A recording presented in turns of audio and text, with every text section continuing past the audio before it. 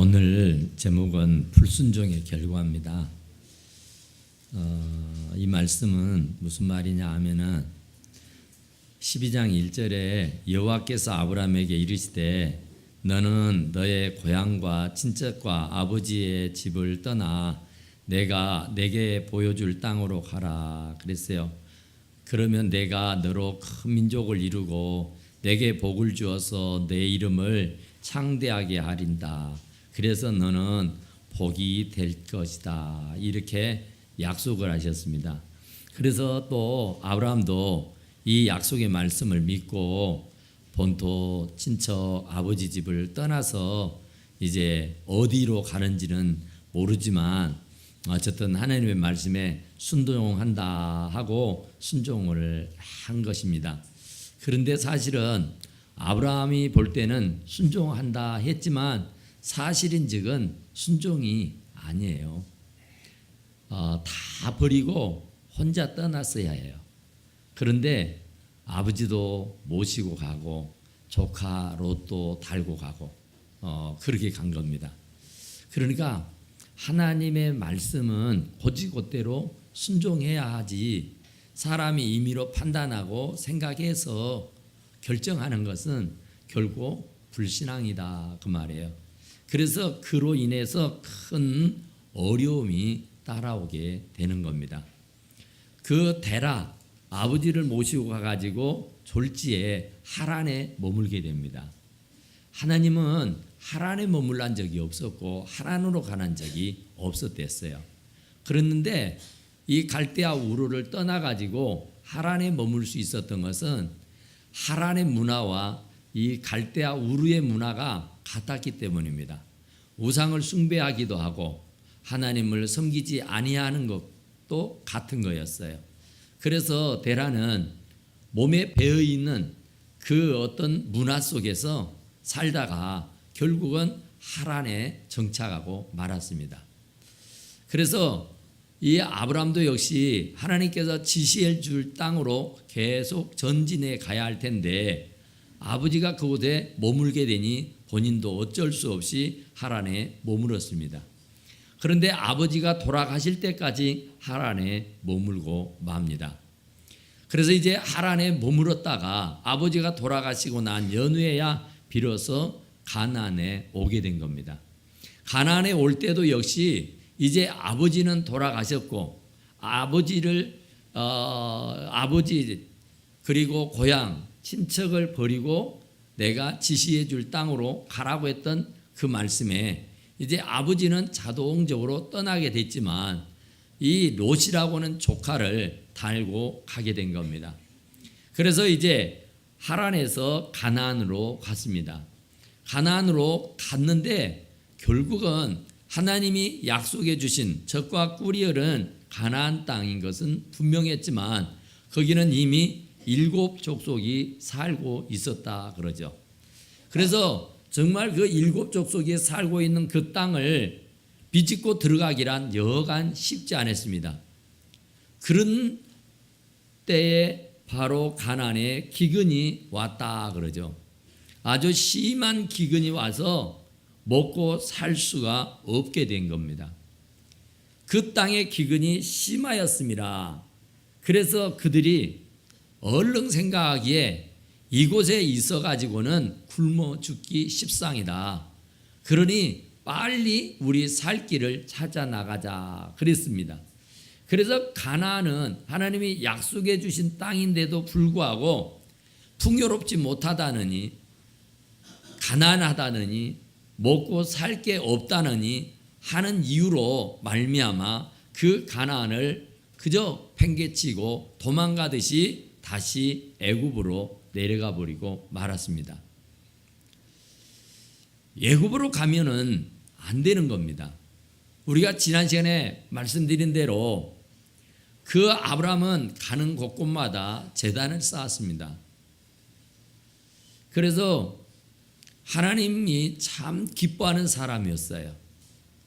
그런데 인정에 매여 가지고 결국은 하나님의 뜻과는 무관한 그런 삶을 지금 계속 지속하고 있는 중입니다. 그래서 애굽에까지 오게 된 거죠. 애굽에 내려와서는 이제 애굽의 바로 왕으로부터서 자기 아내를 빼앗기게 되고 결국은 아내를 돈을 받고 팔아먹는 그런 경우에 이르기까지 됩니다. 근데 하나님은 이 사라의 몸에서 다윗의 자손 예수 그리스도가 태어나야 할 분인 것을 알기에 그를 그냥 내버려 둘 수가 없었습니다. 그날 밤 바로의 꿈에 하나님이 나타나셔 가지고 이 바로를 굉장히 호통을 치며 야단을 치는 겁니다. 그리고 하나님께서는 그 집에 큰 재앙을 내리셨더라 그래요. 아주 심한 재앙을 준 겁니다. 정말 이 바로 왕은 전혀 아닙니다. 아내가 아니고 누이 동생이라 하고 결혼한 여자가 아니라 처녀라 그래서 돈을 주고 샀을 뿐인데 도리어 그것이 화가 돼가지고 아주 큰 낭패를 당하고 말았다 그래요. 그러니까 아브라함이 똑바로 행동을 했었더라면 이 애굽의 왕 바로가 어려움 겪을 이유가 하나도 없었습니다. 그런데 그가 하나님 앞에 기도도 해보지도 안 하고 하나님에게 여쭤보지도 아니하고 자기 맘대로 자기 혼자 살겠다고 걸음아 나 살려라 하며 애굽으로 도망쳐서 결국은 애굽 사람만 골탕 먹게 된 것이었다 그러죠. 그래서 이제 애굽에서 어쩔 수 없이 다시 또 나와 가나안을 향해 진군을 하게 된 겁니다. 이제 그때서야 비로소 아브라함이 정신을 차립니다. 이제 예전 베델에서 돌을 베고 자던 그가 이제 하나님 앞에 다시 돌아와 그곳에 제단을 쌓고 제사를 드렸다 그러죠. 그리고 비로소 그곳에서 하나님의 이름을 불렀더라 그럽니다. 이제 조금 정신이 돌아온성 싶었어요. 그런데 아직도 하나님이 버려야 했던 하나님께서 버리라 했던 롯을 계속해서 달고 있으니 이게 문제입니다. 하나님은 그를 버리라 할 때는 그만한 이유가 있어서인데 그는 인정에 매여서 내가 그 조카를 버리면 누가 거두겠냐 천하의 고아를 하는 그런 생각 때문에 그를 계속해서 버리지 못하고 달고 다니는 중입니다. 그래서 이 가나안까지 왔음에도 불구하고 롯은 항상 그 곁에 있었댔습니다. 이제 재산이 많이 불었어요. 재산이 많아졌습니다. 롯도 아브라함도 재산이 많아져서 많은 종들을 거느리게 되고 짐승들을 많이 치게 됐습니다. 그래서 이제 목축을 해야 하니까 땅을 넓게 가져야만 했습니다.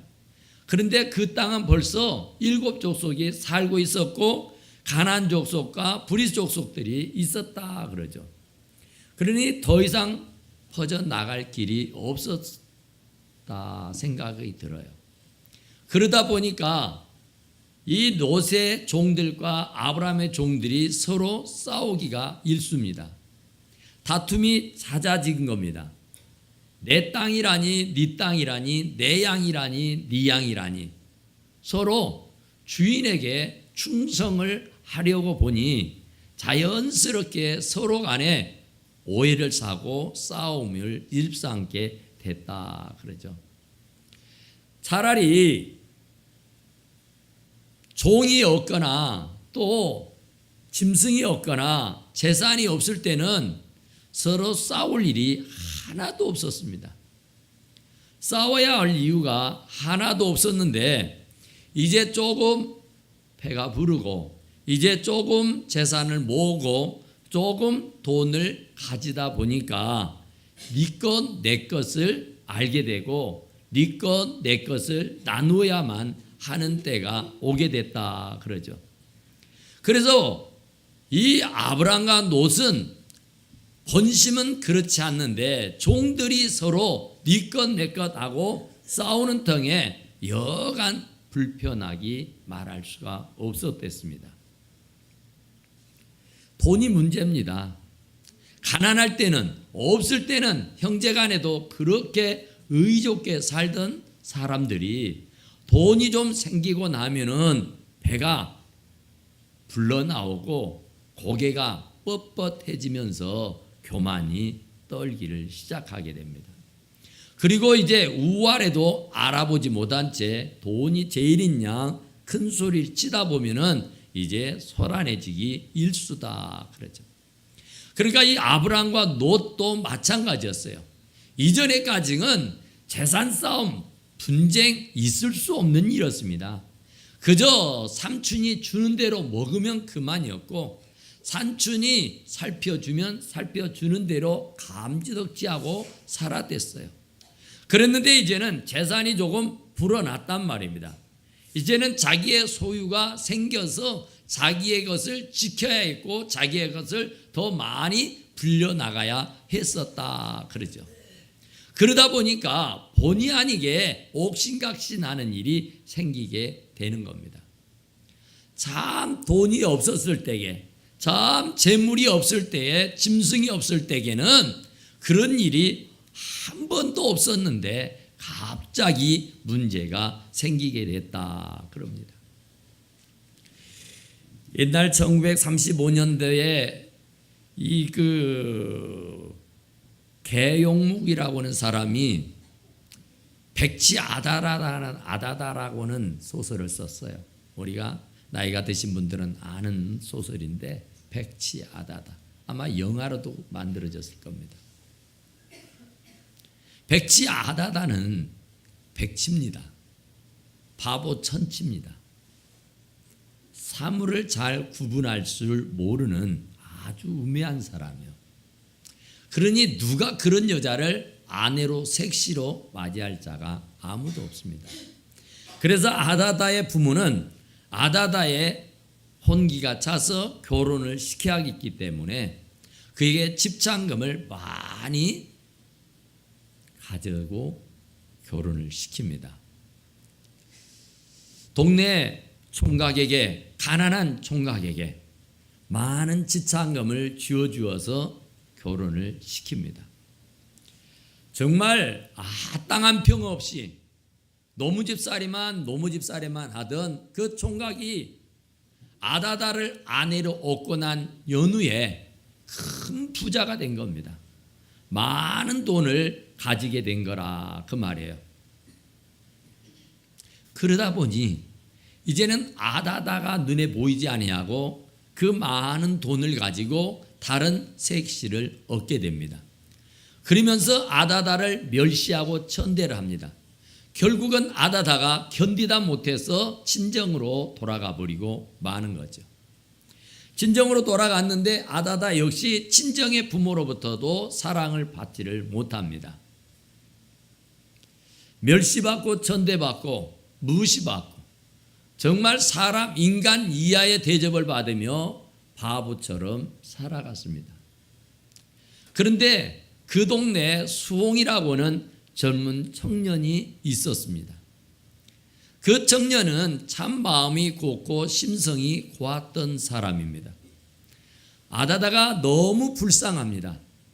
결혼해서 소박을 맞고 돌아왔는데 그것도 부족해서 부모로부터도 냉대를 받고 멸시를 받고 인간 이하의 대접을 받고 살아가는 모습을 보고는 너무나 불쌍한 생각이 들어서 이 여자를 내가 책임져야 되겠다 하는 생각이 들었어요.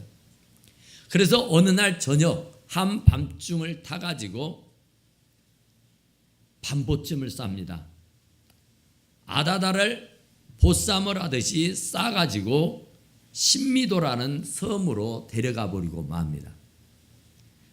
이 수홍이라는 총각과 아다다는 신미도에서 둘이만이 오붓한 시간을 갖게 됩니다. 수홍이는 아다다가 너무 불쌍해서 국류를 베풀고 사랑을 베풀면서 오손도손 얼마나 행복하게 사는지 모릅니다. 아다다도 행복했고 수홍이라는 총각도 역시 행복을 느꼈댔습니다. 한참 행복하게 살 때였습니다. 어느 날 저녁이었어요. 수홍이라는 총각이 다 각심을 하고 아다다를 앞에 앉혀놓고 아다다에게 말합니다. 이제 우리 고생 그만해도 된다고. 이제 우리도 땅도 돈도 살 수 있는 돈이 여기 있다고. 그동안 수홍이라는 총각이 나무집살이 하면서 허리띠를 졸라매매고 끼니를 걸러가면서 한 푼 두 푼 모았던 돈이 200환이 된 겁니다. 그 돈이면 집도 사고 논도 사고 밭도 살 수 있는 넉넉한 돈이었다 그래요. 그래서 아다다에게 보여주면서 이제 우리는 고생 그만해도 된다고. 이제는 이 돈만 있으면 우리는 너무너무 행복하게 잘 살 수 있다고 말했어요. 아다다는 그 200원의 돈을 보는 순간 오금이 절리듯 파들이듯 떨기 시작했습니다. 그 돈을 보는 순간 무서워 벌벌벌 어쩔 줄을 몰라 했다는 겁니다. 그날 밤이었습니다. 수홍이라는 총각은 깊은 잠에 취해 있었는데 이 아다다는 잠을 이루지를 못합니다. 뜬 눈으로 밤을 지새우다가 무언가를 결심하듯이 아다다가 잠을 자다 자리에서 일어납니다. 남편 수홍이가 숨겨놓았던 이바가노의 돈을 몰래 찾아냅니다. 그리고는 바닷가로 나갑니다. 바닷가로 나가서 그 어마어마한 거금인 200원을 바다에 다 뿌려서 버려버리고 마는 겁니다. 수홍이라는 총각이 잠을 자다가 이상한 낌새를 느끼고는 일어나 보니 아다다가 보이지 않습니다. 뭔가 이상하다 성 싶어서 그 이바간을 숨겨놓았던 그곳을 돌아다 봤더니 그 돈마저 사라져 버렸어요.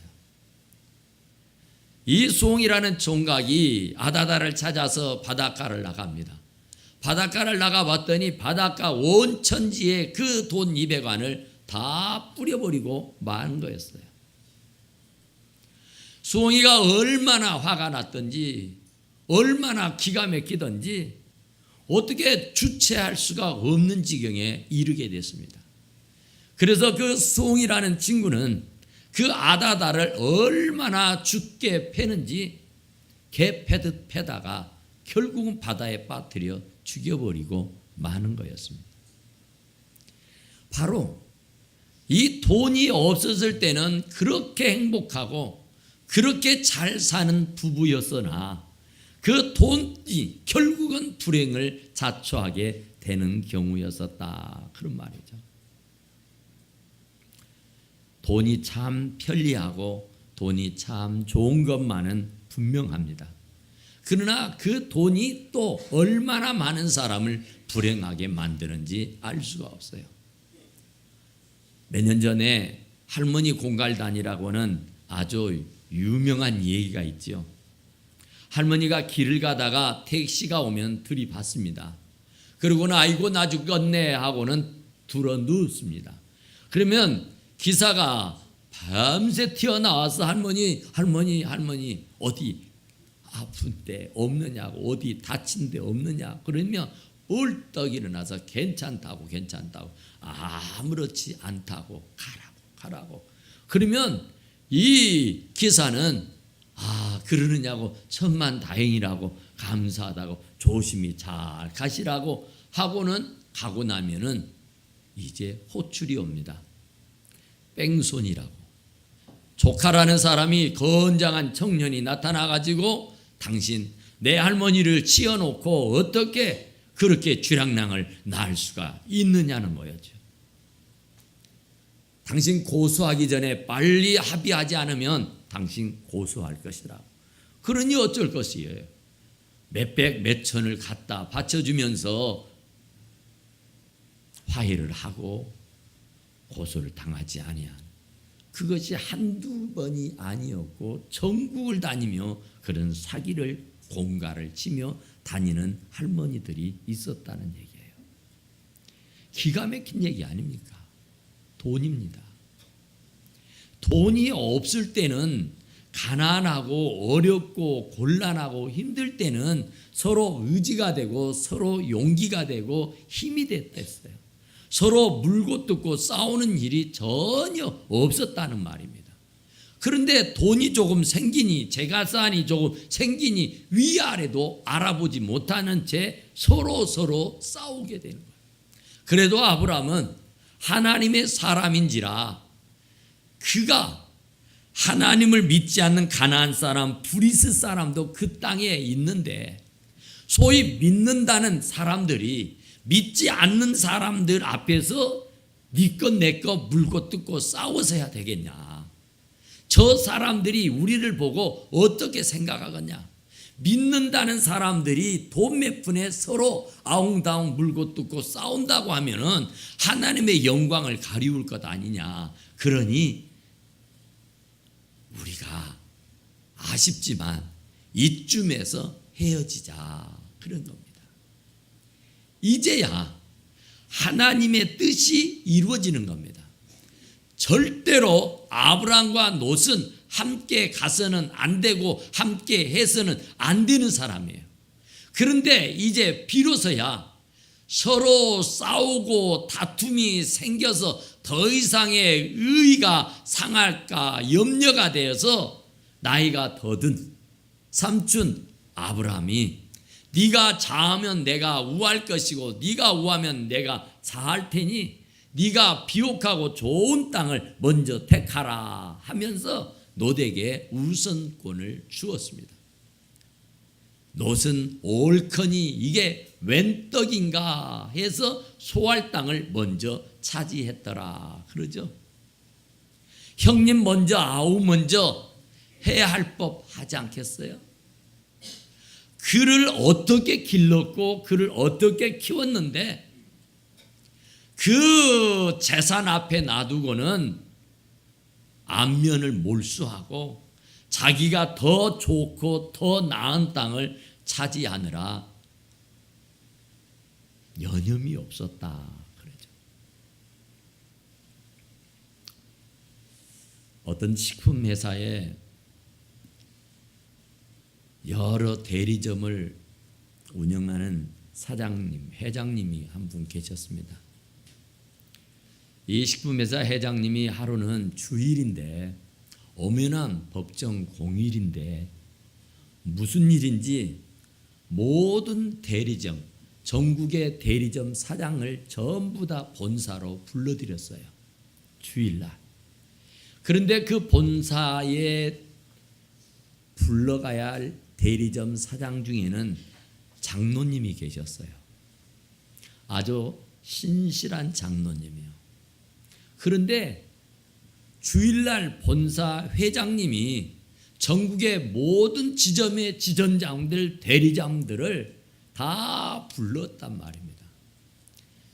이 사장님도 이 장로님도 고민이 이만저만이 아닙니다. 회장님이 모처럼 모든 사장을 다 불렀는데 내가 교회 간다고 해서 안 가버리면 나는 회장님에게 찍히게 될 것이고 내 목이 달아날 줄도 모르는데 이걸 어쩌냔 말이에요. 돈을 쫓아니 하나님에게 죄를 진 거고 하나님에게 죄를 짓지 않으려니 사람에게 찍혀서 장래를 보장받을 수가 없게 된 겁니다.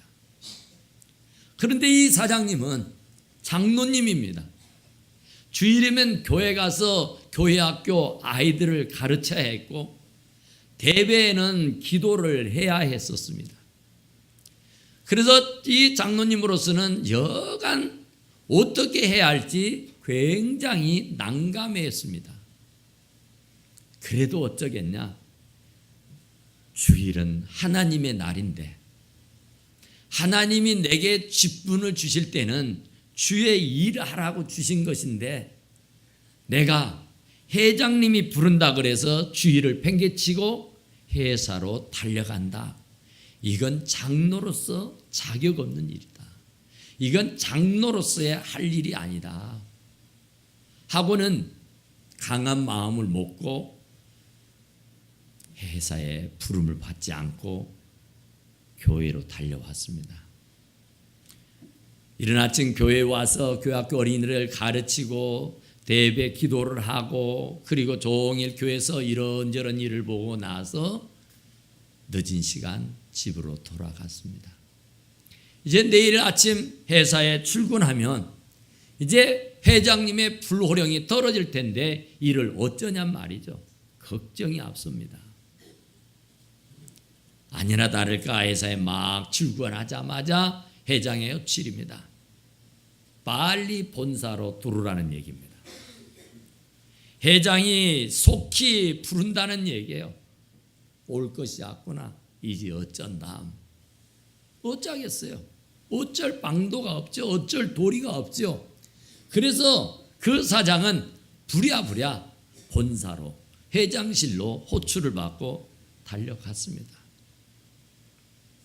가서 보니 회장님이 딱 회장실에 자리를 하고 앉아 있습니다. 앉게나 자리에 앉았습니다. 자네 어제 왜 모임에 오지 않았지? 실은 교회. 그렇지. 자네가 교회 장로라면서? 나는 열렬한 불교 신자이지만 자네가 교회 장로라고 그래서 나는 어제 그 모임에 자네가 나타났다고 하면은 나는 자네를 해고시킬 생각이었네. 그런데 자네는 어제 그 모임에 교회 간다는 이유로 참여하지 않았기에 내가 자네를 비로소 믿을 수 있는 사람으로 알게 되었네. 그러면서 의외로 정말 이제 호통을 치고 이제 해고를 당하고 감봉을 당하고 큰 어려움을 당할 줄 알았는데 그 회장님의 말, 자네야말로 믿을 수 있는 사람이구만 하면서 더 큰 직책을 맡겨서 일을 돌보게 했다고 하는 그런 얘기입니다. 돈 몇 푼의 양심을 팔고 돈 몇 푼의 신앙을 팔고 돈 몇 푼의 양심과 신앙과 인간성을 버려서는 아니 되는 겁니다. 바로 아브라함이 우하면 좌고 자하면 우하고 네가 먼저 택하라. 모든 우선권을 조카에게 주었습니다. 내가 먼저 좋은 땅을 차지하고 너는 젊고 너는 아직 창창하니 네가 개척하고 네가 더 일구며 살거라 하고 주는 게 맞습니다. 그런데 아브라함은 내가 굳은 땅을 가질 테니 너는 좋은 땅을 가져라 하며 배려해 준 겁니다. 다 내려놓습니다. 다 포기한 겁니다. 그랬더니 하나님이 도우시죠. 이제 다음 시간에 말씀드리겠습니다마는 하나님이 아브라함을 코라합니다. 아브라함아 아브라함아 동서남북을 다 바라다 봐라. 네 눈에 보이는 모든 땅을 내가 너와 너의 자손들에게 주리라 하시는 약속이었어요. 오직 하나님 제일주의로 오직 하나님 중심으로 살면 여러분들의 모든 삶을 하나님이 책임져 주실 줄로 믿습니다. 기도합시다. 그러하시고 이루신 우리 하나님 우리 아버지 감사와 찬송과 영광과 존귀를 주님 우리 아버지께 올려드립니다. 오늘 이 귀하 복된 자리에 저희들 참여해서 우리 하나님 우리 아버지께 영광을 돌리게 하여 주셨으니 우리의 양심, 우리의 믿음, 우리의 신앙을 지키게 하여 주시고 믿음 없는 자 같은 삶 살지 않게 하시고 믿음 있는 자다우게 어디 가서나 빛이 되고 소금이 되어 하나님의 이름을 높이며 하나님의 영광을 드러내며 사는 우리 사랑하는 모든 성도들이 되게 하옵소서. 다 감사하고 예수님 이름으로 간절히 기도드리옵나이다. 아멘.